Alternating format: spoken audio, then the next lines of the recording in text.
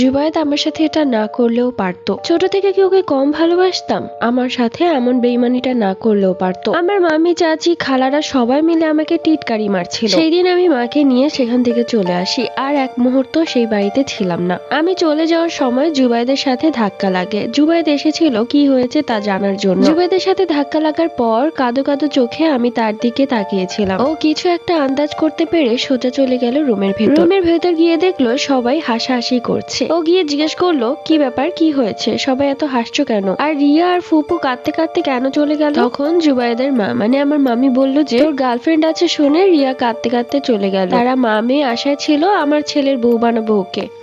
আমার ছেলের পেছনে কম মেয়ে ঘুরে। জুবায়েদ সেখানে আর না দাঁড়িয়ে সোজা চলে আসে আমাদের পিছু পিছু। আমরা বাড়ির বাহিরে এসে যেই না গাড়িতে উঠবো ঠিক অমনি জুবায়েদ আমার হাত ধরে টেনে বলল, রিয়া কি শুনছি এসব, তুই আমাকে পছন্দ করতি? আমি এক পর্যায়ে আর নিজেকে সামলাতে না পেরে জুবায়েদ ভাইয়াকে জড়িয়ে ধরে কাঁদতে শুরু করি। জুবায়েদ আমাকে ছাড়ানোর চেষ্টা করে, কিন্তু আমি আরো জোরে শক্ত করে ধরে রাখি। ওইদিকে আমার কান্না দেখে মাও কাঁদছে। জুবায়েদ এক পর্যায়ে তার থেকে সরিয়ে আমাকে এক ধাক্কা মেরে বলে, কি হচ্ছে এইসব, তোকে আমি বোঝাতে এসেছিলাম, কিন্তু তুই দেখছি একটা পাগল। ভালো করেছে মা তোদেরকে অপমান করে দিয়েছে। এই কথা শুনে আমি আর মা হতবাক হয়ে তাকিয়ে রইলাম জুবায়েদের দিকে। এরপর জুবায়েদ আমাকে বকতে বকতে সেখান থেকে চলে গেল, আর আমার মা আমাকে হাত ধরে টেনে গাড়িতে উঠিয়ে বাড়িতে নিয়ে আসে। গাড়িতে বসে কি পরিমাণ যে কান্না করেছি তা কাউকে বলে বোঝাতে পারবো না। তখন আমার মা আমাকে সান্ত্বনা দিয়ে বলল, চিন্তা করিস না মা, আল্লাহ যা করেন ভালোর জন্যই করেন, হয়তো তোর জন্য অনেক ভালো কেউ আছে। আর এমনিতেও ওই বাড়িতে বিয়ে হলে তোর মামির যে কথা শুনলাম তুই জীবনেও সুখে থাকতে পারতি না। রাতের বেলা খাওয়া দাওয়া না করে ঘুমিয়ে পড়লাম,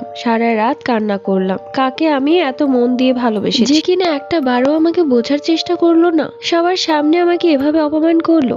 আমি তো বাদ, আমার মাকেও অপমান করেছে। এর প্রতিশোধ আমি নিব, যেভাবেই হোক। আমাকে যত নিচে নামা লাগে আমি নামবো, কিন্তু প্রতিশোধ নেবই। আমি প্রুফ করে দিব যে আমি ফেলনা না। পরের দিন আমি চলে গেলাম আমার এক খালার বাড়িতে। সে খালার বাড়িতে যেতে আমাদের বাড়ি থেকে কমপক্ষে আধা ঘন্টা সময় লাগে। মাকে বলেছিলাম মনটা ভালো নেই, আমি খালার বাড়ি থেকে একটু ঘুরে আসি, ভালো লাগবে। এরপর মা আর কোনো কিছুই আমাকে বলেনি, বলেছে ঠিক আছে যা, কয়দিনের জন্য যাবি? আমি বললাম 5-6 দিন থাকবো সেখানে। এরপর আমি রওনা দিলাম আমার খালার বাড়িতে। খালামণি আমাকে দেখে একটু অবাক হলেন, কেননা এতদিন পর আমি এসেছি। তো খালামণি আমাকে বলল, আসার সময় ফোন দিয়ে আসবি না, তোর জন্য ভালো মতো রান্না করতাম। আমি খালামণিকে জড়িয়ে ধরে কাঁদলাম কিছুক্ষণ। এরপর তাকে সবকিছুই খুলে বললাম। অবশ্য তিনি আগে থেকেই জানতেন যে আমি ওকে অনেক পছন্দ করি। খালামণি সব শুনে রেগে গেলেন আর বললেন, ওর এত বড় সাহস, তোকে রিজেক্ট করেছে? তুই কি সে কম শুনি? রূপে গুণে সব দিকেই তো ঠিক আছে, তাহলে ও কেন তোকে রিজেক্ট করলো? আমি বললাম, যেভাবে হোক আমি প্রতিশোধ নিতে চাই, তুমি আমাকে কালো জাদুকারী মহিলার কাছে নিয়ে যাও। পার্ট 3 লাগবে? কমেন্ট করে জানাও। Like subscribe.